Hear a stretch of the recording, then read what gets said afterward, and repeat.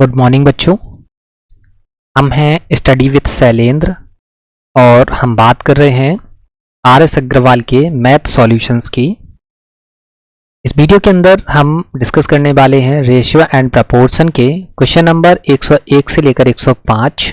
तो चलिए देख लेते हैं। ये हमारा इस वीडियो का पहला क्वेश्चन है। क्वेश्चन है कि 3 बराबर गिलासों में स्पिरिट तथा पानी के मिश्रण क्रमशः 3:4, 4:5 तथा 5:6 के अनुपात में है।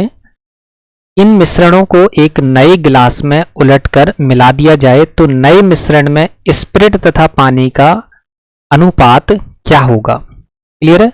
अब देखिए बच्चे, ध्यान से देखिए। आपको अभी क्या बताया था जस्ट इससे पहले वाले वीडियो में कि जब हम मिश्रण का कॉन्सेप्ट लगाते हैं तो मिश्रण वाले कॉन्सेप्ट में क्या होता है कि हम कितने भी पात्रों को, कितने भी गिलासों को या कितने भी सॉल्यूशंस को मिलाते हैं, जब विलियंस को मिलाते हैं तो मिलाने के दौरान उनके एलिमेंट्स का जो सम होता है वो क्या होना चाहिए, सेम होना चाहिए। क्लियर? ये पॉइंट आपको याद लिखवाया था, ये पॉइंट आपको याद होगा। अब देखिए बच्चे क्या है इसमें किस किस की बात है। इसमें स्पिरिट है और क्या है इसमें, और इसमें है पानी। स्पिरिट और पानी, ये पहला गिलास हो गया, ये दूसरा गिलास हो गया और ये तीसरा गिलास हो गया। इन तीनों से मिलाकर एक कंप्लीट सॉल्यूशन बनेगा और इस कंप्लीट सॉल्यूशन में भी क्या होगा, स्पिरिट होगा और पानी होगा। क्या होगा? स्पिरिट होगा और पानी होगा। क्लियर है? चलिए, तो पहले वाले गिलास में स्पिरिट और पानी कितना है, 3:4 है। दूसरे वाले गिलास में 4:5 है। तीसरे वाले गिलास में 5:6 है। अब देखिए इसका सम कितना हो रहा है, 7। इसका सम हो रहा है 9 और इसका सम हो रहा है कितना, 11। क्या बताया था कि मिक्सर वाले कॉन्सेप्ट में क्या होता है कि जितने भी एलिमेंट होते हैं उनका सम क्या होना चाहिए, सेम होना चाहिए। नहीं है सेम, कैसे करते हैं हम, क्या करते हैं, सभी का एलसीएम ले लेते हैं। तो एलसीएम क्या आएगा, इसका एलसीएम क्या आएगा, 7 गुणा 9 गुणा 11, ऐसी कुछ एलसीएम आएगा। जब एलसीएम 7, 9 और 11 आ गया है तो देखिए यहाँ पे 7 ऑलरेडी है तो बच्चा क्या, 9 गुणा 11 मतलब 99। यहाँ 9 ऑलरेडी है तो क्या बचा, 11 7 77। यहाँ 11 है तो 9 7 63। क्लियर है? तो अब देखिए, अब हमने क्या किया, इसको सेम बनाने की कोशिश करी। तो सेम बनाने का हमने जुगाड़ क्या ढूंढा, लॉजिक क्या ढूंढा कि हमने सबका एलसीएम लिया, जिसकी कमी है उसकी भरपाई करवा दी। क्लियर है? तो अब देखिए स्पिरिट और पानी का नया अनुपात क्या हो जाएगा। ये देखिए, पहला गिलास, ये दूसरा गिलास, ये तीसरा गिलास, इन तीनों को मिलाएंगे तो ये क्या बनेगा, कंप्लीट सॉल्यूशन, जिसमें क्या होगा, जिसमें होगा आपका क्या, जिसमें होगा स्पिरिट और पानी। क्लियर है? तो देखिए यहाँ पे 99 गुणा 3 करेंगे तो 9 27 और 9 27 और 2 29 मतलब 297। यहाँ देखिए पानी का 99 गुणा 4 करेंगे, 99 गुणा 4 करेंगे तो आ जाएगा 9 4 9 36 और 4 9 36 और 3 39 मतलब 396। यहाँ देखिए यहाँ आ जाएगा आपका 77 गुणा 4 करेंगे 308 आ जाएगा। यहाँ आपका आ जाएगा कितना, 385। यहाँ देखिए 5 का 5 3 15 5 6 30 मतलब 315 आ जाएगा। और यहाँ 6 6 36 और 6 3 18 मतलब आ जाएगा आपका 378। मिला दीजिए, मिलाएंगे तो 8 7 15 और 5 20, 9 1 10 और 2 12, 3 और 3 6 और 2 8 1 9। यहाँ हो जाएगा 6 और 5 11 8 19 मतलब 1159। 1159 कितना हो जाएगा बच्चे, 1159। देखिए बच्चे आपको एक और चीज चेक कर लीजिए, यहाँ क्या सम सेम हुआ है कि नहीं हुआ है। देखिए 7 और 6 13 और 3 और 2 5 1 6 मतलब 693। यहाँ भी देखो 693 है और यहाँ भी कितना है, 693। तो देखो हमारा सम यहाँ पर सेम हो गया है। तो सेम करने के बाद हमने इसको क्या है, मिला दिया है। आया समझ में? कॉन्सेप्ट आपको समझ में आया होगा। मिक्सचर वाला कॉन्सेप्ट क्या होता है कि हमको क्या करना होता है, हमको सेम बनाना होता है। किसको? हमको सेम बनाना होता है। किसको सेम बनाते हैं, हम बनाते हैं उस एलिमेंट को। जैसे यहाँ पे स्पिरिट और पानी, इन दोनों का स्पिरिट और पानी का जो रेशियो है, इन दोनों को मिलाएंगे तो क्या आएगा, रेशियो जो है वो सेम होना चाहिए, तब हम क्या कर पाएंगे, मिला पाएंगे। क्लियर है? तो हमने इन तीनों को सेम बनाया तो 693 693 693 सम हो गया। अब इनको हमने क्या किया, मिला दिया तो हमको जो आंसर कितना मिला, 920 अनुपात 1159। क्लियर है बच्चे? उम्मीद करते हैं समझ में आ गया होगा। एक दो बार देखेंगे उम्मीद, क्योंकि ये बिल्कुल नया कॉन्सेप्ट है तो थोड़ा टाइम लगेगा आपको समझने में, लेकिन समझ आ जाएगा। बार बार देखेंगे इस वीडियो को तो ठीक है। चलिए तो फिर देखते हैं नेक्स्ट क्वेश्चन। क्वेश्चन नंबर 102 है हमारे सामने। सिमिलर क्वेश्चन है। क्या है कि ए तथा बी में दो मिश्र धातुएं हैं जिन्हें सोने और तांबे को क्रमशः 5:3 तथा 5:11 के अनुपात में मिलाकर बनाया गया है। इन दोनों धातुओं की समान मात्राओं को पिघलाकर एक तीसरी मिश्र धातु सी बनाई गई है। सी में सोने तथा तांबे का अनुपात क्या होगा? सी में सोने तथा तांबे का अनुपात क्या होगा? क्लियर? चलिए देख लेते हैं। क्या इसमें दो धातुएं हैं, कौन सी हैं? एक सोना है और क्या है? तांबा है। इसमें एक मिश्र धातु ए है और दूसरी मिश्र धातु बी है, और इन दोनों को मिलाएंगे तो एक तीसरी मिश्र धातु सी बनेगी। इसमें पहली वाली मिश्र धातु ए में सोना और तांबा कितना है? 5:3 है। इसमें कितना है? 5:11 है। इसका सम कितना है? 5 और 3 8 है। इसका सम कितना है? 11 और 5 16 है। आपको अभी क्या बताया था? कि सम हमेशा सेम होना चाहिए, तब मिला पाएंगे आप किसी भी वस्तु को। यहां पर मिलाना है तो मिलाने के लिए दोनों का सम सेम होना चाहिए। इसका 8 है, इसको 16 है, तो इसको 16 बना दीजिए, 2 का मल्टीप्लाई कर देते हैं। तो अब देखिए नया अनुपात सोना और तांबे का, सोना और तांबा, इसका नया अनुपात ए में कितना हो जाएगा? 5 दूनी 10, 3 दूनी 6। बी में तो ऑलरेडी 16 है ही, 5 और 11। आप देख लीजिए ये 16 हो गया है और ये भी 16 है, तो अब मिला दीजिए। सी नई मिश्र धातु 10 और 5 15, 11 और 6 17। तो नई मिश्र धातु सी में सोने और तांबे का अनुपात क्या हो जाएगा? सोने और तांबे का अनुपात हो जाएगा 15:17। क्या हो जाएगा? सोने और तांबे का अनुपात 15:17। क्लियर है बच्चे? समझ आ गया होगा। बिल्कुल सेम क्वेश्चन था, बिल्कुल बेसिक क्वेश्चन है। सिर्फ आपको प्रॉपर्टी याद रखना था कि मिक्सचर की प्रॉपर्टी होती क्या। मिक्सचर की प्रॉपर्टी क्या होती है कि मिलाने के दौरान आपको क्या करना होगा? उनका एलिमेंट्स हैं उनके सम क्या होना चाहिए? उनके सम जो है वो सेम होना चाहिए। यहाँ पे सोना और तांबा दो एलिमेंट है, दोनों का अनुपात 5:3 है, तो इन दोनों का जो सम है ना वो सेम होना चाहिए। ए और बी के जो मिश्र धातु है ना, दोनों में सोना और तांबा है, तो एक में 8 है एक में 16 है, तो दोनों को सेम बनाया, दोनों को 16 बनाया। 16 बनाने के बाद 15:17 जो है वो आंसर आ गया। क्लियर बच्चे? काफी आसान से सवाल हैं। बस आपको बेसिक प्रॉपर्टी याद होनी चाहिए। बेसिक प्रॉपर्टी अगर आपको याद है तो आप सवाल को इजीली सॉल्व कर पाएंगे। क्लियर है बच्चे? चलिए क्वेश्चन नंबर 103 हमारे सामने है। क्या है कि सोना पानी से 19 गुना भारी है जबकि तांबा पानी से 9 गुना भारी है। इनको किस अनुपात में मिलाया जाए ताकि मिश्रण धातु पानी से 15 गुना भारी हो। क्लियर है? चलिए देखिए बच्चे, इस सवाल को आप मिक्सचर वाले कॉन्सेप्ट से लगाने की कोशिश करेंगे और आप सवाल को लगा नहीं पाएंगे या सवाल को गलत कर लेंगे। क्लियर है? अब क्यों गलत करेंगे? क्योंकि अभी तक आपने मिक्सचर वाला जो कॉन्सेप्ट पढ़ा था उसका की पॉइंट आपने ध्यान से नहीं देखा था। उसमें क्या हो रहा था? जैसे दूध और पानी है, दूध और पानी की जब भी बात करी गई सवाल के अंदर, तो शुरू से लेकर एंड तक दूध और पानी था, कोई तीसरा एलिमेंट नहीं आया था। स्प्रिट और पानी की बात हुई तो स्प्रिट और पानी शुरू से लेकर एंड तक रहा, तो दो ही एलिमेंट जो शुरू से एंड तक चलते थे और इन्हीं पर बात होती थी। लेकिन यहां पर देखो, पहले सोने के साथ पानी है, यहां पर सोने के साथ तांबा है, इन दोनों को मिलाएंगे तो यहां पर तो 3 धातुएं आ जाएंगी, सोना, तांबा और फिर पानी। ठीक है, तो इस वजह से यहां मिक्सचर नहीं लगेगा, यहां लगेगा बच्चा क्या? एलिगेशन। अब हमने कैसे पता किया कि एलिगेशन लगेगा? क्योंकि हमने बेसिक पढ़ा हुआ है और आपने बेसिक नहीं पढ़ा है ना। देखिए बच्चा, एलिगेशन कब लगा सकते हैं? जब दो डिफरेंट चीजों को मिलाएं, और मिलाने के बाद एक न्यू आर्टिकल बने, न्यू एलिमेंट बने, है ना। न्यू एलिमेंट आपका बनता है तो उस दौरान हम एलिगेशन लगा सकते हैं। ठीक है, अब एलिगेशन का और बाकी जो हम ब्रीफ में नहीं समझा पाएंगे आपको यहाँ पर, क्योंकि क्या होता है बच्चे, यहाँ पर हम जो है पर्टिकुलर बुक का सॉल्यूशन पढ़ रहे हैं। ठीक है, अब बुक के सॉल्यूशन में क्या होता है कि एक क्वेश्चन के बाद जब अगला क्वेश्चन आता है तो वो अलग कॉन्सेप्ट पर बेस्ड होता है, उसमें थोड़ा सा अलग कॉन्सेप्ट लग रहा होता है ना। तो क्या होता है कि अगर हम हर सवाल में, हर क्वेश्चन में जो है सभी मेथड्स को, सभी कॉन्सेप्ट को ब्रीफ में डिस्कस करेंगे तो एक तो सीरीज बहुत लंबी हो जाएगी, ठीक है, और सीरीज के साथ साथ बहुत ज़्यादा कन्फ्यूजन आ जाएगा, है ना। तो कन्फ्यूजन क्रिएट नहीं करना है। आप फिलहाल के लिए यहाँ पर चीज़ों को थोड़ा सा याद भी कर लीजिए, है ना। जब आप बार बार प्रैक्टिस करेंगे तो फिर चीज़ें आपको ऑटोमेटिकली समझ में आने लग जाएंगी।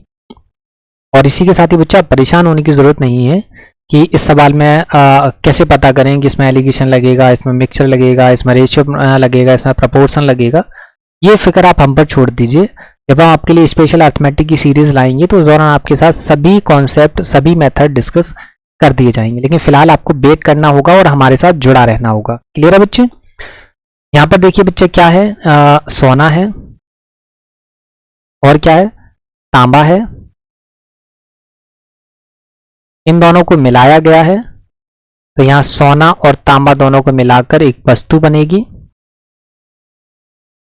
और यहाँ पर निकलेगा उनका क्या, रेशियो के किस अनुपात में वो मिली है।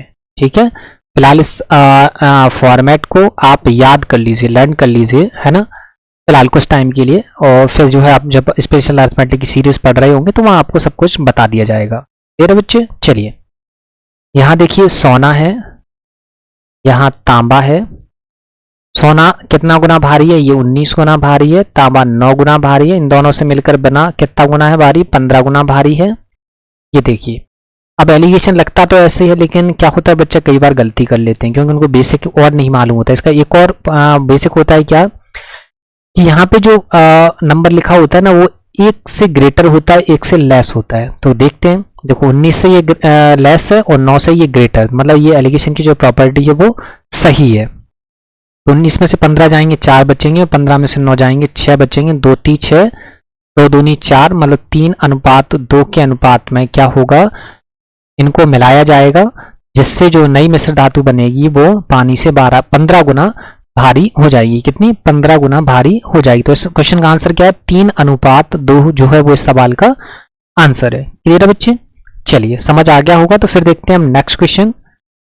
अब देखिए बच्चे, नेक्स्ट क्वेश्चन क्या है, क्या है कि इसमें है कि दिया गया है कि 24 कैरेट सोना शुद्ध सोना है, 18 कैरेट सोने में 3/4 भाग सोना है, 20 कैरेट सोने में 5/6 भाग सोना है। तो 18 कैरेट सोने में शुद्ध सोने का तथा 20 कैरेट सोने में शुद्ध सोने का अनुपात क्या होगा? अब देखिए बच्चे, इसमें बच्चे गलती कहाँ करेंगे? बच्चे गलती करेंगे, बोले 18 कैरेट का कितना 3/4 भाग शुद्ध सोना है, 18 का 3/4 निकाल लो और 20 का 5/6 निकाल लो और अनुपात निकाल लो, आंसर आ जाएगा। लेकिन आप उस समय सवाल को गलत कर रहे होंगे, है ना। ये सवाल देखने में बहुत आसान है, कुछ नहीं है सवाल में, लेकिन इस सवाल में गलती यही करेंगे बच्चे। क्या पूछा? बोले 18 कैरेट में शुद्ध सोने का और 20 कैरेट सोने में शुद्ध सोने का अनुपात बताना है। बोले शुद्ध सोना 18 कैरेट में कितना है, 3/4 भाग, तो 18 का 3/4 भाग निकाल लो, 20 का 5/6 भाग निकाल लो, रेशियो निकाल लो, आंसर आ जाएगा। सवाल आपका क्या हो जाएगा? गलत हो जाएगा बच्चे। तो यही आपको समझना है, आपको की पॉइंट समझना है, सवाल का की पॉइंट आपको समझना है, ठीक है ना। क्या समझना है आपको? सवाल का की पॉइंट समझना है कि एग्जामिनर चाह क्या रहा है ना। चलिए देखिए, यहां पर कितने की बात है, 18 कैरेट का आपको अनुपात बताना है, 18 कैरेट सोने का और किसका, 20 कैरेट सोने का, है ना, इसका अनुपात आपको बताना है।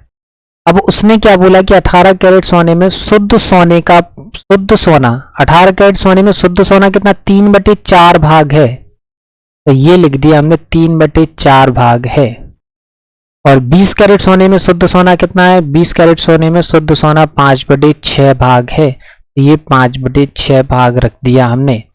बस इतना सा करना था, आपको 18 का 3/4 नहीं लिखना है ना, 20 का 5/6 लिखना है, आपको 3/4 अनुपात 5/6 लिखना है। आया समझ में? चलिए कोई दिक्कत नहीं है। अब इसको सवाल को सॉल्व कर देते हैं। सॉल्व करेंगे तो क्या है कि अपॉन में है, अपॉन को क्या करते हैं, इसको हटा देते हैं।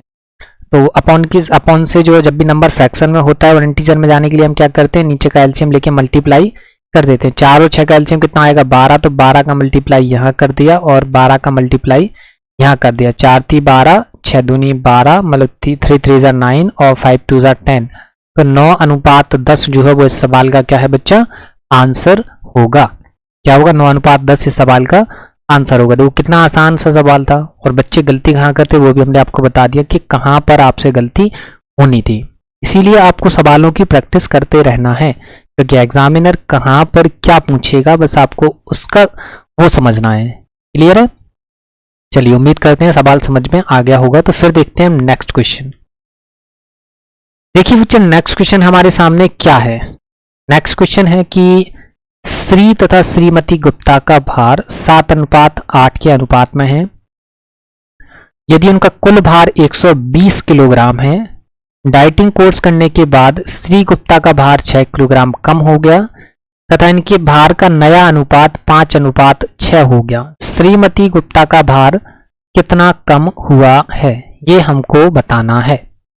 चलिए देखो, ये हो गई श्री गुप्ता, है ना, ये हो गई श्रीमती गुप्ता।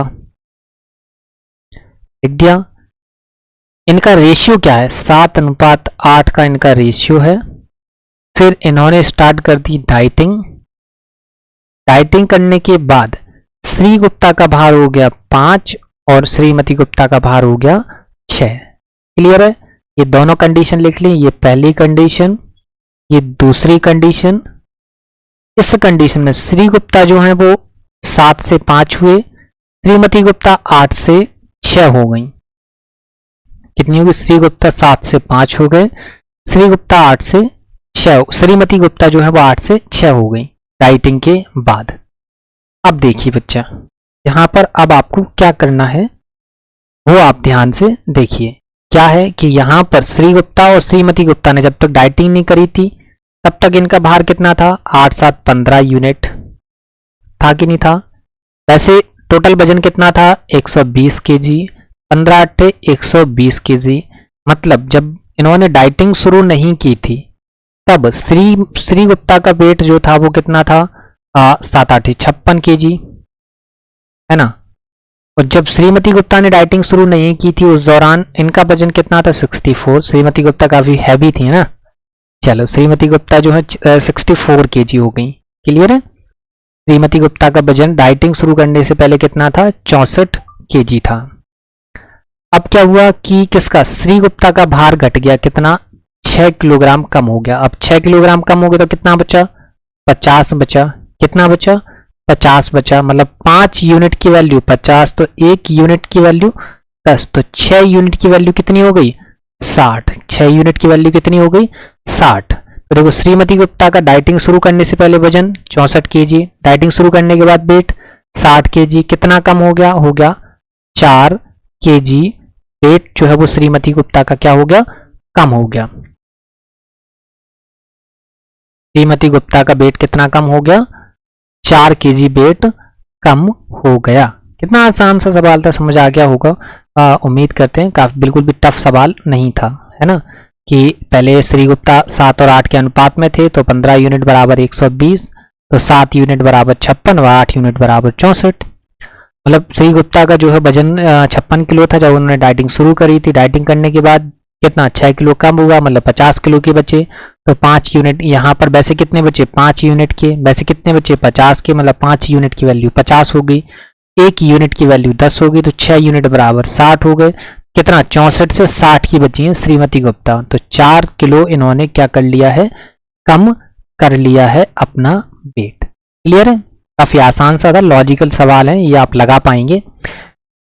और बच्चे उम्मीद करते हैं आपको इस वीडियो का कंटेंट जो है वो पसंद आया होगा और समझ भी आया होगा। इसी के साथ ही बच्चा इस वीडियो के डिस्क्रिप्शन में आपको टेलीग्राम चैनल की लिंक मिलेगी, वहां से जाकर आप टेलीग्राम चैनल को ज्वाइन कर पाएंगे। यहाँ पर आपको जो है सभी सेशंस की PDF मिल जाती है जिन्हें आप इजीली एक्सेस कर पाएंगे। इसी के साथ ही बच्चा वीडियो को लाइक करिए, वीडियो को शेयर करिए और चैनल को सब्सक्राइब जरूर करिए, ठीक है, और अपने दोस्तों को बताइए। क्लियर बच्चे? तो मिलते हैं आपसे नेक्स्ट वीडियो में, तब तक के लिए धन्यवाद।